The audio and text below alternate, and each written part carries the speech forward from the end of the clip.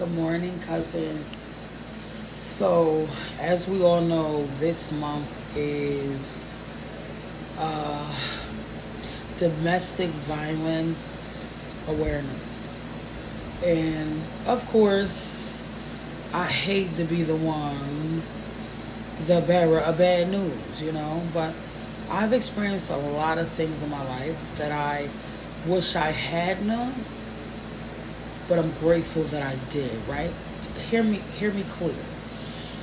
I have experienced a lot of things that make me knowledgeable, right? Where I could share my experience with my cousins to help them try to avoid burnouts, crash outs, whatever come with that, right? Depression, suicide, that type of thing. So I like to always talk about the things that I've experienced, not anybody else's experience. Sometimes you will hear me convey somebody else's experience just to get a clear understanding of the message I'm trying to come across, right? Because a lot of times I'll say something and I'll mean something completely different. That's how my crazy mind works, right? So go with me, cousin. I have been in two long-term abusive relationships and two short-term ones, right? Can't say relationships, hookups, situationships. You label how you label it. Just take the message for itself, right?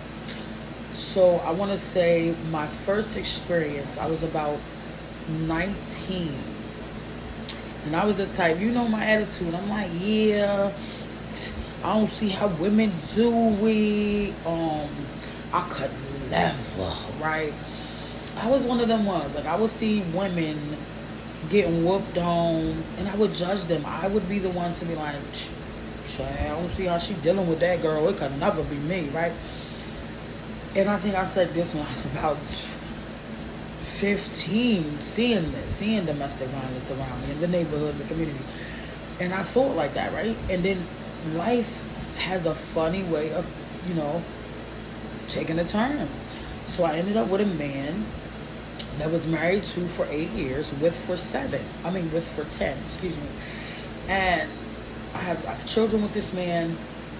Um, at first, when I met him, he was my friend, and I seen the hurt, the pain, the torment that this man was dealing with, because I see people spiritually. I don't see them physically. Understand how my eyes view people. I see souls. I keep telling people this. I don't see what you wear, your attire, I see souls. I see you. Okay? I see the true you. So I could see the hurt, I could see the torment, but I never wanted to scurry away from that, from being his friend, from trying to help him heal, right? So I got around my mom. The guy was around my mom a lot, and I wanted my mom to help him. My mom was a real big helper, so I always wanted my mom to help this guy. I'm like, why is he like that? I'm like, mommy, help him, let him do. So we ended up helping him, and he ended up growing on to me. At first, like I said, at first he was my friend. I didn't look at him like that. But he grew on to me, and I ended up started dating the guy. And my mom said to me, he beats on women. He steals. He's an addict. Like not an addict like that, but he's an alcoholic, like really, really bad. Like this guy could drink a gallon and still be like two-stepping through the neighborhood, like type shit. He could drink 3 gallons and be laying in his stove up in somebody's front yard. It's that type of energy, right? So when he would be sober, he would be this awesome dude. I mean, extremely really smart. Like I pretty much pick his brain about anything. He was good with his hands. He was nice looking, but he was a little rough around the edges. You know what I mean? But I could still see him. I could see the value in him, right? So I'm like, all right, mom, I hear you. I don't want to judge people, whatever. Anyway, I ended up dating this guy. Fast forward. First year was good. Second year is awesome. Third year is great. Fourth year is where we started having a problem. I think that the realization that he could not. At first, I was so naive. I was so in love with this man. I mean, we were growing. He had cut drinking down. There was so many different things that we were doing that I was excited about. I was like, oh my God, there's so much hope. My mom was even seeing a change in the boy. She was like, oh, okay, maybe it just take. So that's why I say maybe it just takes the significant other you with to talk life into you or speak it, take it from you. So it might have been that situation where he was thriving off of my energy, taking my energy, and it was making him stronger, if that makes sense, right? So he became, he had graduated, got his diploma, got his GED. I'm told we doing shit. And I was in school at the time. So I'm putting my shit to the side, sacrificing myself to make sure that this man is in a position to win. Because this is my man, right? So my mom is getting angry at me. I'm doing stuff that I shouldn't have been doing. But my mom was getting upset. She's like, why would you stop school to see to it that this man goes to school? I said, because the way God set me up is, he said, so I say to my mom, Mom, the way God has me set up is he gave me a vision. He told me to see it through, so that's what I'm going to do. So I ended up not going to school at the time. I ended up letting him finish. He did finish, thank God. He did get his diploma, et cetera, et cetera. So I went back and got mine. I actually was in college before I had my high school diploma. That's how good God is, right? So I ended up, wanting to do my own thing. Fast forward, once I got wind of all the stuff that this man was doing behind my back, he became aggressive. He became controlling. He became possessive. I mean, listen, I started saying things like, his baby mom, his other child's mom would come up to my house 5 o'clock in the morning, blowing the horn, wanting her daughter, because it'd be the weekend or something, she'll want her daughter to come outside. And I'm like, yo, it's 5 in the morning. We have little teeny tiny babies. Like, I had just had a kid. I'm like, at least tell your baby mom has some respect. You know what I mean? Like, she could have got out and knocked on the door. It's my neighbors. I'm making valid points. But this man just lost his shit. I'm standing by the window. I'm pregnant at the time, and I also have a baby.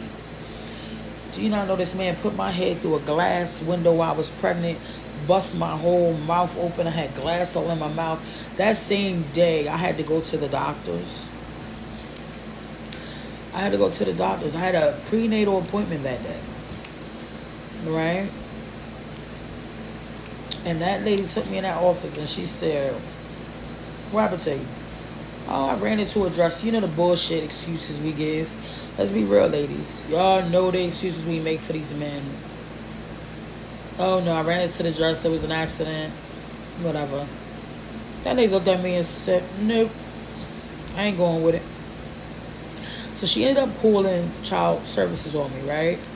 And they gave me a choice. They said, you leave him or, we step in and do what we do.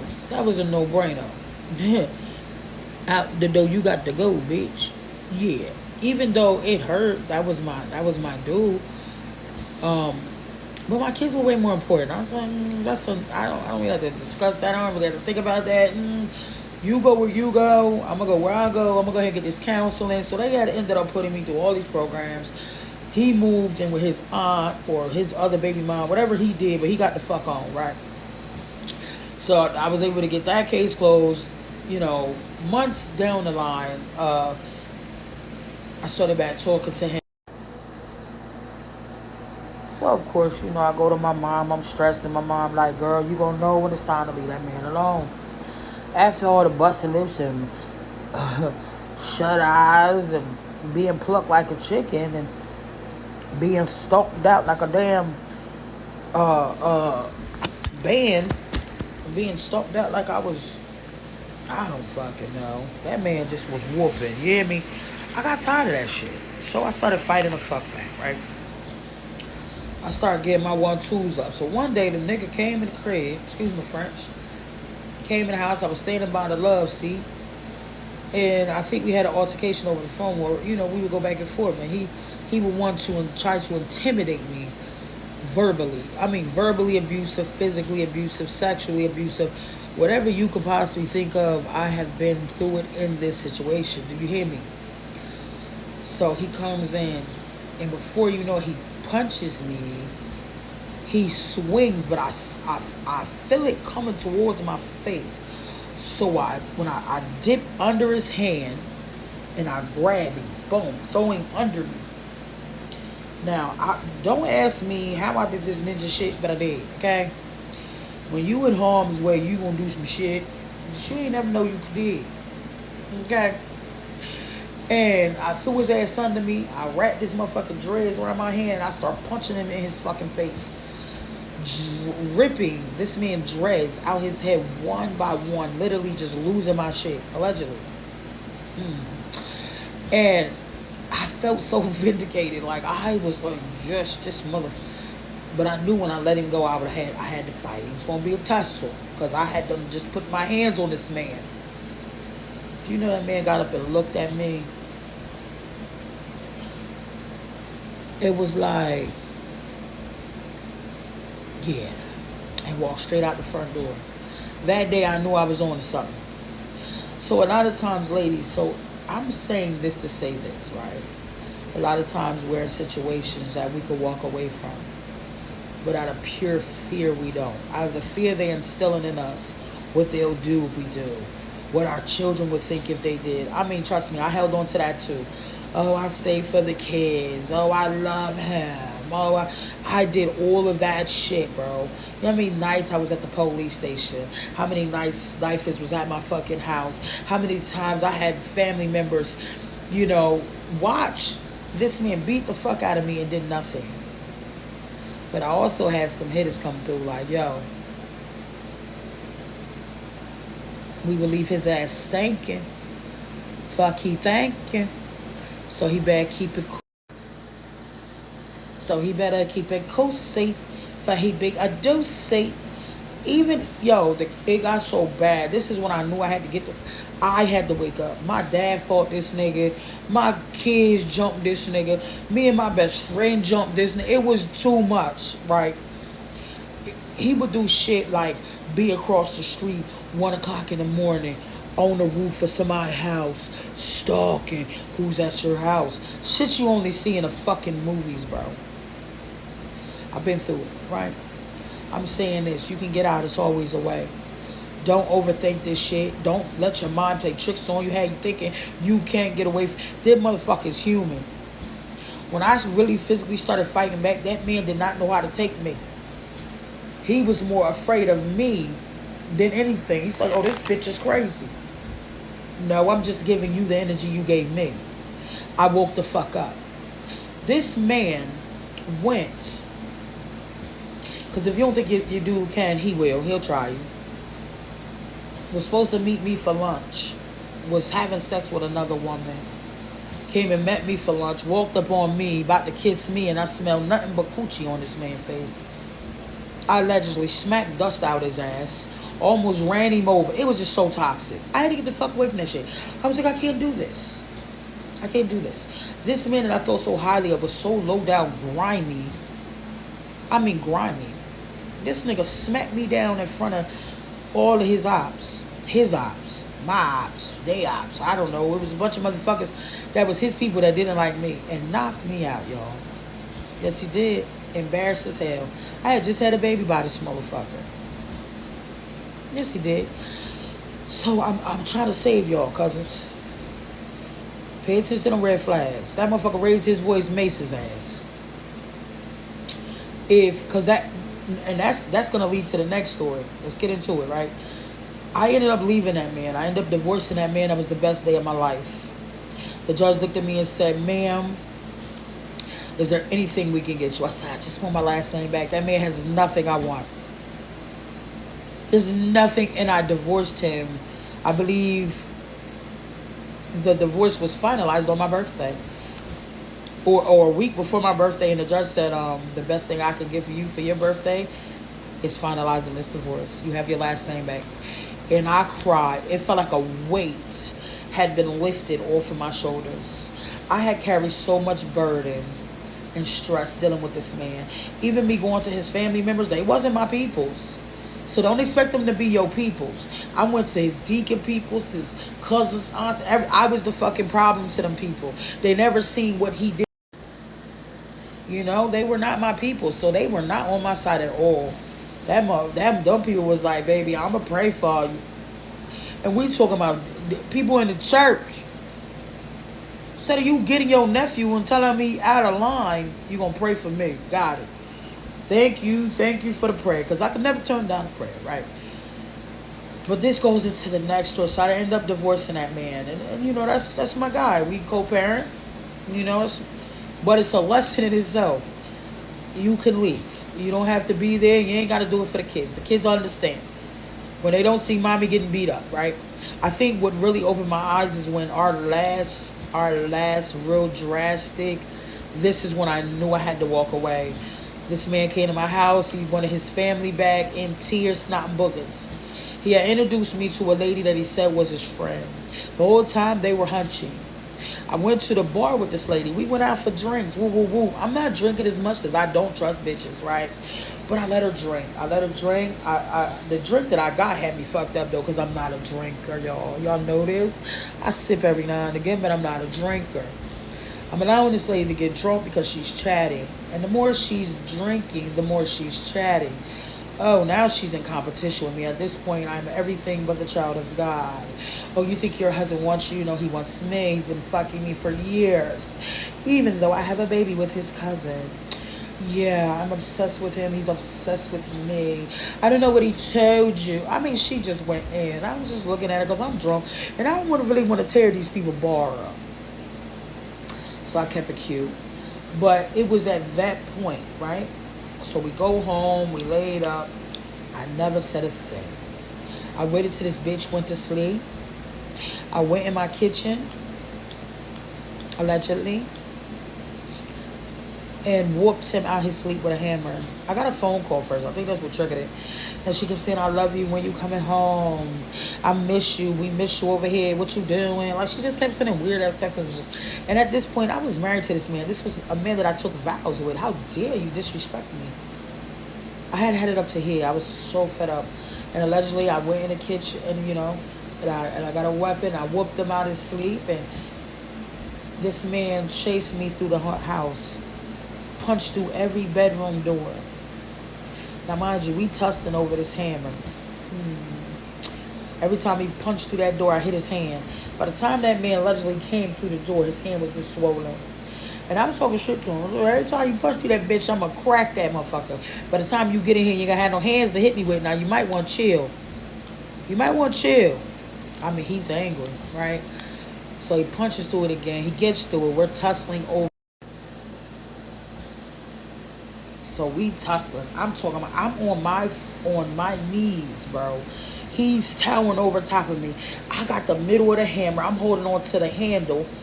He's holding on to the other end and we tussling. We going back. I cannot let this man get this hammer. This man get this hammer, he's going to kill me. And I know it. Why the hell I turn around and my damn 5-year-old is standing and she's like, Daddy, no. At that time, he done snatched the hammer from me. He's like this. And she catches him. When he does that, that was my cue to get the fuck on. I got the fuck on. I got up so damn fast. You ever seen a fat bitch run? Shit. Man. Butt naked. I think I had a t-shirt or something. T-shirt and my panties on. You can't deny it. And slid, pew, straight out the front door, banging on every, call the cops, call the cops. By the time that man made it to me, because he ran to get our kid, he didn't want her to judge him. So, get in the bed, baby. What are you doing out the bed? He went from towering over me in anger to letting his daughter see him in that phase to him completely being oblivious to where the fuck I ran to. Man, I took the fuck off. So yeah, that's when I knew I had to go. It was over at that point. It was over at that point. That man took me on a TV show, lying. Him and another dude took me on a TV show. That's a whole nother story time, cousins. I'm always in some shit. I know. Anywho, next story, part 2 of my domestic violence venture, right? I was dealing with a guy named 215 right after my Marriage was over completely. This is when it was completely over. I started dating this guy. I said, let me go for something different, right? He was so sweet at first. We were like Jay-Z and Beyonce, at least in my fucking head, I thought. Anyway. Alright, so I'm dating this new guy, 215. We gonna name him that, right? So my ex-husband's still lingering. He's still around. He's still trying to figure out if he can get his family back. I'm not with none of that shit. But the fact that I have shared my experience that I had with my ex with my new lover, this motherfucker done ran with it. He think about him whooping on me too. He could just control me doing that. And a lot of times men think they control me because I'm dominant, right? I'm a very I have a very dominant energy, right? Anybody that know me know this, right? So the fact that he thought he could dominate me is the way of controlling me. This man whooped me one day, y'all, from Jersey all the way to Philly on the fucking bridge. My child was in the back seat. I was not trying to fight this man back because of that. I did not want the car to flip. I was so fucking scared. I ain't never been more scared in my life, fams. I said, when this car start, when this car stop, I'm gonna beat the fucking shit out of this man. Bitch, is you crazy?